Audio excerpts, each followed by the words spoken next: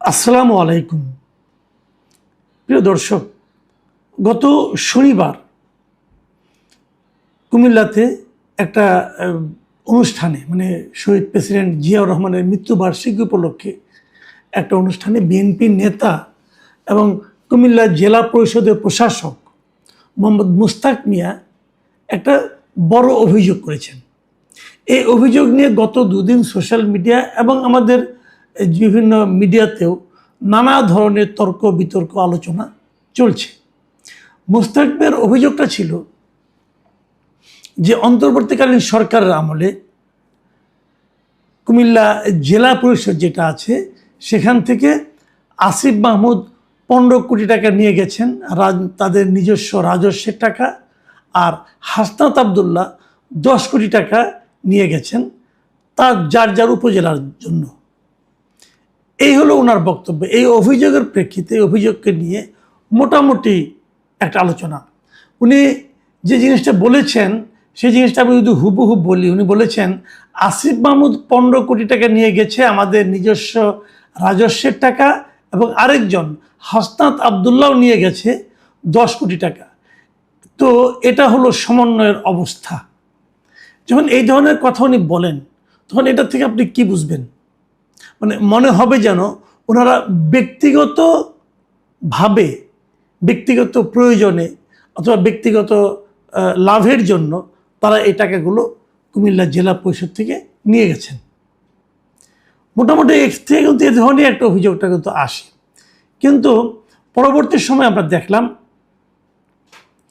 যে এই দুইজন নেতা, এনসিপির দুজন নেতা, এনসিপির একজন দক্ষিণাঞ্চলের সমন্বয়ক এবং উনি বর্তমানে এমপি মিস্টার হাসনাত আবদুল্লাহ, উনি দেবিদ্বারের এমপি, উনি ওনার ব্যাখ্যা দিয়েছেন।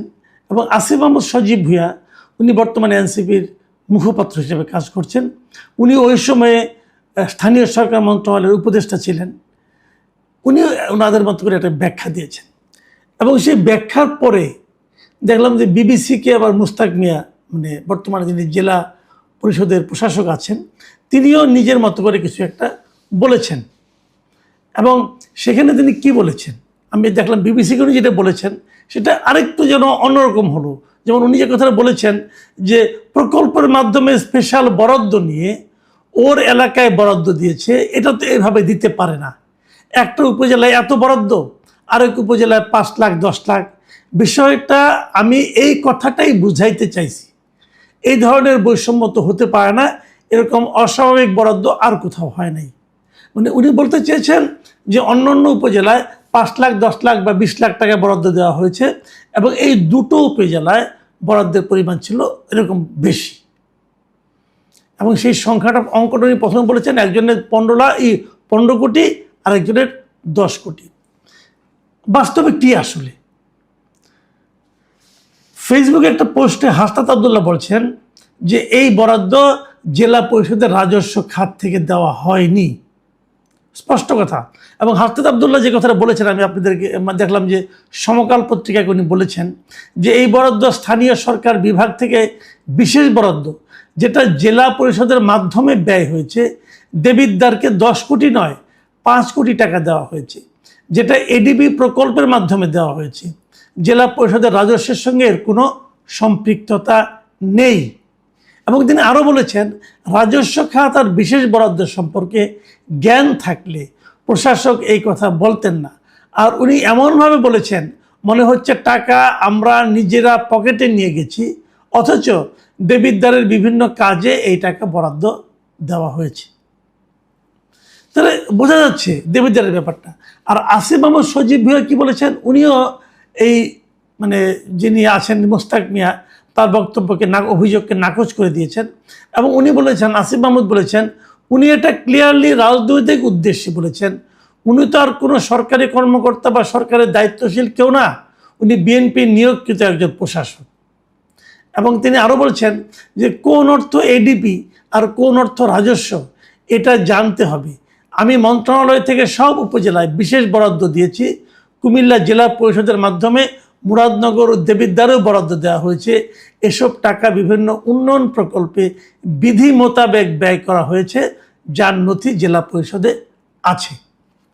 দেখুন, এখন মানে আপনার বিরোধটা কোথায়? এক নম্বর হলো মোস্তাক মিয়া সাহেব যে কথা বলেছেন সে কথা উনি নিজে আবার একটু নড়চড় করছেন। উনি বলছেন যে এই দুটো উপজেলায় বেশি বেশি বরাদ্দ দেওয়া হয়েছে, এটা ঠিক হয়নি। আর অর্থের পরিমাণ নিয়েও প্রশ্ন আছে। মোস্তাক মিয়া সাহেব বলেছেন যে আসিফ মাহমুদ সজীব ভূঁইয়া নিয়েছেন 15 কোটি টাকা এবং হাসনাত আবদুল্লাহ নিয়েছেন 10 কোটি টাকা, এবং হাসনাত আবদুল্লাহ এবং আসিফ মাহমুদ দুজনেই বলছেন উভয়ে নিয়েছেন 5 কোটি টাকা করে। দেখুন, এই বিষয়গুলো কিন্তু খুব যে বিশাল কিছু ব্যাপার তা নয়। আমি জাস্ট এখানে যে জিনিসটা দেখতে যাচ্ছি সেটা হলো অ্যাটিচিউডটা, মানসিকতাটা কি, এটা নিয়ে আমরা আলোচনা করব। তার আগে আমি একটা জিনিস একটু আপনাদেরকে মনে করিয়ে দিই, সেটা হলো এই জেলা পরিষদের মাধ্যমে যে প্রকল্পগুলো বাস্তবায়ন করা হয় সাধারণত বিভিন্ন উপজেলায়, তা সাধারণত দুইটা তহবিলের মাধ্যমে করা হয়। একটা হলো রেভিনিউ বাজেট থেকে, মানে জেলা পরিষদের নিজস্ব যে আয় আছে, যে রাজস্ব তহবিল আছে সেখান থেকে। আরেকটা হলো সারা দেশের বিভিন্ন স্থানীয় সরকার মন্ত্রণালয়ের মাধ্যমে বিভিন্ন রকম বরাদ্দ দেওয়া হয়, উন্নয়ন বরাদ্দ, এই রাস্তাঘাট করার জন্য। সেটা হলো এডিপি তহবিল বলে এটাকে। এই দুইটা খাত থেকে কিন্তু এই বরাদ্দগুলি দেওয়া হয়। আসিফ মাহমুদ এবং হাসনাত আবদুল্লাহর কথা অনুযায়ী বোঝা যাচ্ছে তারা যে 5 কোটি টাকা করে পেয়েছিলেন সেটা এডিপি বরাদ্দ ছিল। আর মিস্টার মোস্তাক মিয়া যেটা বলছেন সেটা হলো রাজস্ব তহবিল থেকে হচ্ছে। এই দুটো নিয়ে একটা বিরোধ আছে, এটা হয়তো পরবর্তী সময় জানা যাবে। তবে আমার মনে হয় যে আসিফ মাহমুদ এবং হাসনাত আবদুল্লাহ তাদের বক্তব্যটা হয়তো সঠিক হবে। মোস্তাক মিয়া সাহেব হয়তো রাজস্ব এবং এডিবির পার্থক্যটা ঠিকমতো বুঝতে পারেননি, অথবা বক্তৃতার খাতিরে হয়তো ঢালাও বলে দিয়েছেন। কিন্তু এইটুকু আপনি যতটুকু বুঝেন না কেন, এখানে কিন্তু আরেকটা কথা আছে। আরেকটা কথা কি, যে আসিফ মাহমুদরা যতটা নিজেদেরকে নির্দোষ মানে প্রমাণ করার চেষ্টা করছেন, বিষয়টা মনে হয় অতটা সহজ নয়। এই কারণে আমি আপনাদেরকে স্মরণ করে দিতে পারি, 2025 সালের সেপ্টেম্বরে দৈনিক প্রথম আলো পত্রিকায় একটা প্রতিবেদন প্রকাশিত হয়েছিল, এবং সেখানে বলা হয়েছিল কুমিল্লার সড়ক ও অন্যান্য অবকাঠামো উন্নয়নে স্থানীয় সরকার প্রকৌশল অধিদপ্তর 2400 কোটি টাকার প্রকল্প দিচ্ছিল, এবং তার মধ্য থেকে আসিফ মাহমুদের নিজ উপজেলা মুরাদনগরে 453 কোটি টাকা, আর হাসনাত আবদুল্লাহ উপজেলার দেবিদ্বারে 336 কোটি টাকার বরাদ্দ রাখা হচ্ছে। এ ধরনের একটা নিউজ কিন্তু আমরা 2025 সালে অন্তর্বর্তীকালীন সরকারের আমলে প্রথম আলো পত্রিকায় দেখেছিলাম। তার মানে তারা নিজেদের উপজেলায় বাড়তি বরাদ্দ নেননি অন্য উপজেলার তুলনায়, এটা মনে হয় ঠিক না। তারা নিজেদের উপজেলায় বাড়তি বরাদ্দ অবশ্যই নিয়েছিলেন, এটা আমরা মোটামুটি বুঝতে পারি। এটা নিয়ে তখন বেশ আলোচনাও হয়েছিল, এবং এমনও বলা হয়েছিল তাদের যারা বন্ধুবান্ধব আছেন, যেমন নাহিদ ইসলাম অথবা আরও যারা আছেন, তাদের যে সমস্ত নির্বাচনী এলাকা সেখানেও কিন্তু এরকম বাড়তি বরাদ্দ দেওয়া হয়েছিল অন্য উপজেলার তুলনায়। এটা হতে পারে, এটা অস্বাভাবিক না, এবং আমার মনে হয় এটা হয়েছিল। প্রশ্ন হচ্ছে এই হওয়াটা কি ঠিক কিনা।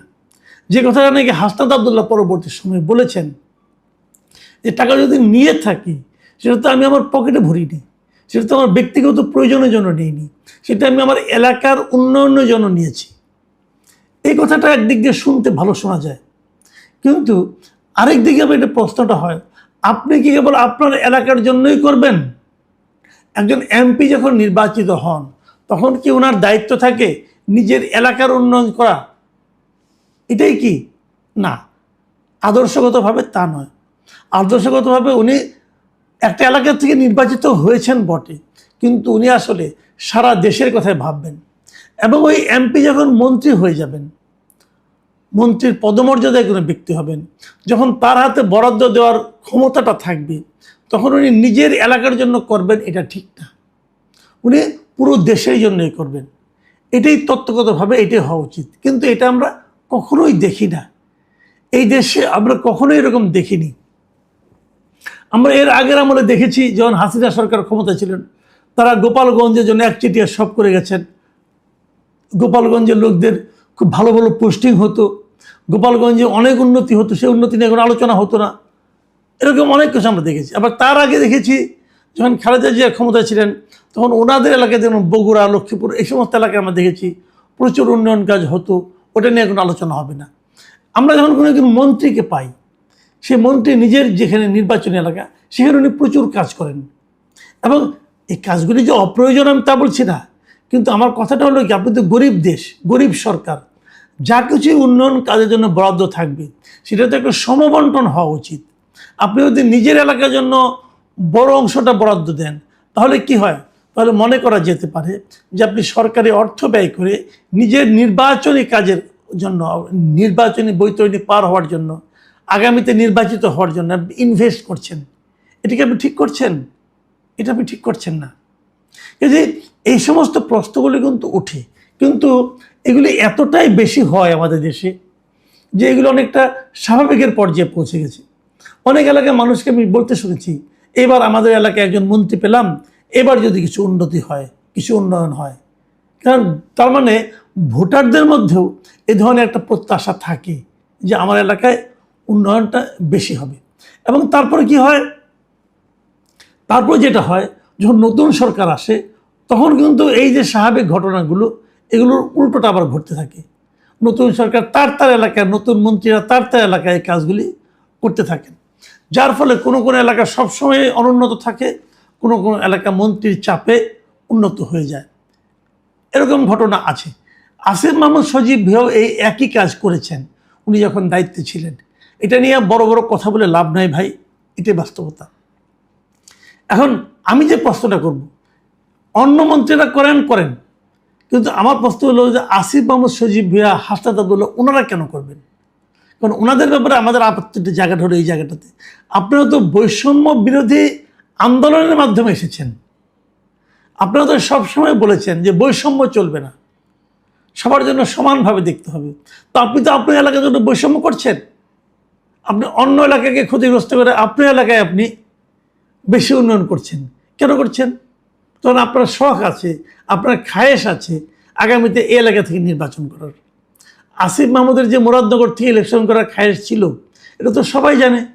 উনি তখন বলেছেন, ওনার বাবা বলেছেন, উনি পরে করেন নাই, অনেক হিসাব নিকাশ করে দেখেছেন ওখানে বিএনপি যিনি প্রার্থী, এই ভদ্রলোকের এত জনপ্রিয়তা যে ওখান থেকে পাশ করা ওনার পক্ষে এই মানে 450 কোটি কেন 4,500 কোটি টাকা দিলে উনি পাশ করতে পারবেন না। কারণ ওখানে বিএনপি যিনি প্রার্থী, যে শাহ মোফাজ্জল হোসেন কায়কোবাদ, যিনি এখন ধর্মমন্ত্রী আছেন, ওনার জনপ্রিয়তা মানে আসলে তুলনাহীন জনপ্রিয়তা, এলাকায় মানুষ ওনাকে এত ভালোবাসেন। তো সেখান থেকে তিনি পারবেন না পারে উনি চুপ করে গেছেন। তারপরে একবার আশা করছিলেন যে ঢাকার থেকে করবেন, তাও শেষ পর্যন্ত করেননি। ভাই, আপনি কত বড় নেতা সেটা তো এনসিপি জানবে, সাধারণ মানুষ কিন্তু ভোটের বাজারে জানবে না। এর জন্য অন্য কিছু করতে হবে। যা হোক, শেষ পর্যন্ত উনি নির্বাচন করেননি, কিন্তু উনি চেষ্টা করেছিলেন, এবং চেষ্টার অংশ হিসাবে অতিরিক্ত বরাদ্দ, যেটা নাকি অন্য উপজেলায় নাই, তার চেয়েও বেশি বরাদ্দ, এবং আমি বলবো ওই সময় সর্বোচ্চ বরাদ্দ ওনার উপজেলাতে হয়েছিল বলে কিন্তু আমরা প্রথম আলোর রিপোর্ট দেখতে পেলাম।